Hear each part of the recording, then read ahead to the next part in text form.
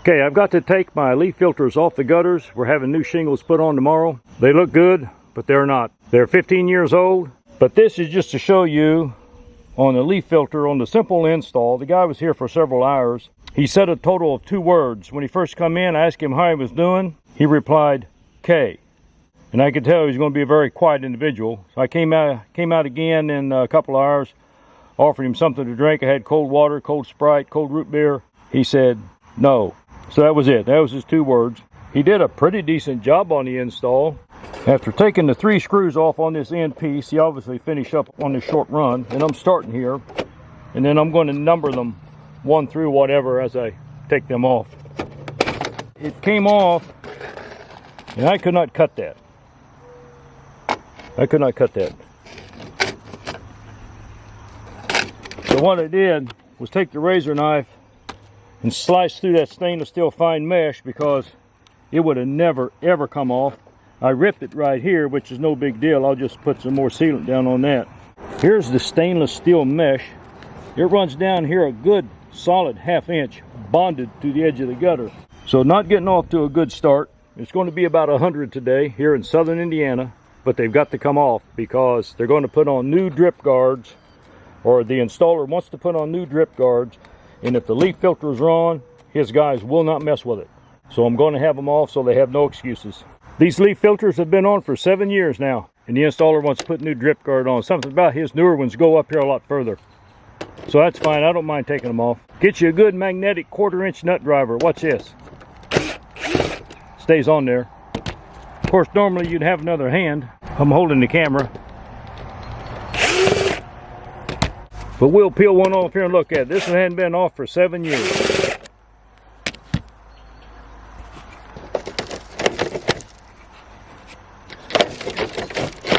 Oh, no, I might have to move that ladder back down. I hate that. A lot of trips up and down the ladder. Maybe not. Oh, there it comes. All right, let me get my camera held here. Let's flip her upside down so you can get a good look.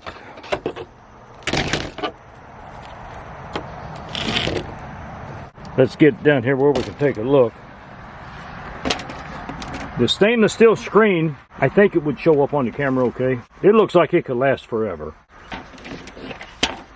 Yeah, the bottom channels, that supposedly is kind of stair-stepped to where it wicks. It's got a slight ramp to it where it contacts the screen. Every ridge there is supposed to be somewhat in contact with the screen, and it helps wicks the water down versus just letting the water come through. You might have a problem with surface tension. And then I'll just call this guy East number 4 and give him a toss. Okay, this here's the last one up against overhang on the house. Always get a little bit of moss in the shade, and this faces the north too. But let's take a close look at this. You see my shingles. You can see where the sand, getting all the sand. It even keeps the sand off, of course. But the mesh on this screen is super fine. I see 0 rust on it, but it shouldn't rust for the price you pay. This house is going to take 24.5 squares of shingles. It's about 70 foot long. Leaf filters on both sides, and leaf filters on that barn was right at $7,000. And I know that's, if I had to do over, I'd say heck no. I'm going to very carefully take them off and take care of them and keep them on as long as I can. But being made out of nothing but plastic and stainless steel, they really should last a long time. But they're 7 years old this month. Okay, we got the screws out of this one. Let's see how it comes off and see what it looks like. This is the one that's got all the debris on it. See, this is in the shade all the time.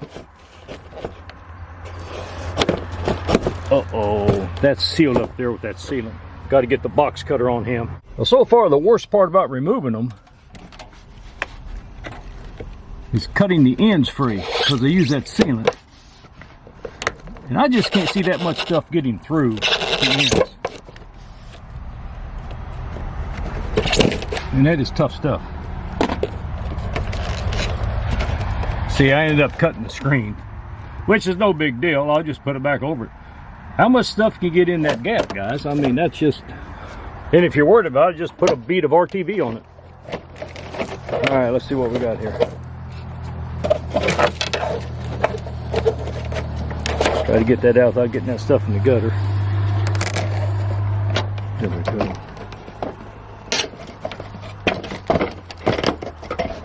Let's take it down and take a look at it on the ground. Okay, we got her out here in the grass. Got a lot of moss on it. Let's just tip it this way. You're supposed to brush these off every year. They actually tell you to do that, and I don't do it. And you can see where he got a little carried away, maybe forcing that under the fit of the drip guard on the house. Every now and then I run into that. You can see how it's twisted there. I'd say that's a common thing. But I'll brush this guy off really good before I put him back on, after I get the new shingles on. But all in all, for 7 years, I really think they're holding up pretty good. I realize they're too much money, but water under the bridge. Okay, I got to show you this one more time. Takes a razor knife. You just have to rip the stainless screen. Okay, here's a look at a pretty long run. Actually, the longest straight run on the house. You can still see the shine to the stainless, which is pretty encouraging to look down there and see that. It just shows it's holding up really good through the weather. Someone said in the comments that leaf filters, they work really well where they're not needed. And what he meant was, if you don't have any trees, they work real good. Well, let's take a look around me. There's the nearest tree, about 20 yards. And that little guy there, that's it. But where most of my stoppages would come is from the seedlings, the whirligigs, helicopters, whatever you want to call them, from the winds. We are in southern Indiana, but we get more wind than you can ever imagine right here. Just a few weeks ago we had 60-mile-an-hour winds, and this yard is full of twigs and debris from all these trees. But anyway, back to here. We'll go ahead and lift him up. Absolutely nothing is getting through, but they stay clean. That's a given. But every corner or every end, I'm having to take the razor knife and cut my screen. There's no way around it. I got a 1/2 inch of screen on this sealant. It's a very tough sealant once it sets up. It's a GSL product. Like I say, we're about a 1/2 inch thick in this area here. I just want to show you here on this long run too, that where the pieces met, I don't think I've ever mentioned this, but where the only time they use the sealant is on the ends, and it's way overkill. The splice joints where the two meet on the straight run, all I've done is remove the screws here, but I'm going to show you this. They don't use anything here. They don't need to. Look how easy that comes up. Let me get over here, take your hand, try to get it going. But the spring tension alone, see, they cut their screens 3/4 of an inch to lap down. Be the same way here. But the spring tension alone on the screens would remain pretty constant, and you don't need any sealant here on these butt splices. I really don't think you need hardly any on the end. Let's go ahead and lift this one up and see how it looks.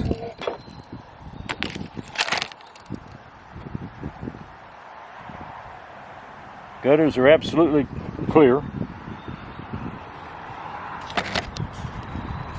And the leaf filter, the product itself is holding together pretty good. A little bit of moss or something here. But again, even leaf filter will recommend you to brush these off every year. It just depends on your climate. If you're in a wet climate, like if you was in the Pacific Northwest, you may have to do it twice a year. It's just something you got to check out. Hey, thanks for watching. Work safe out there.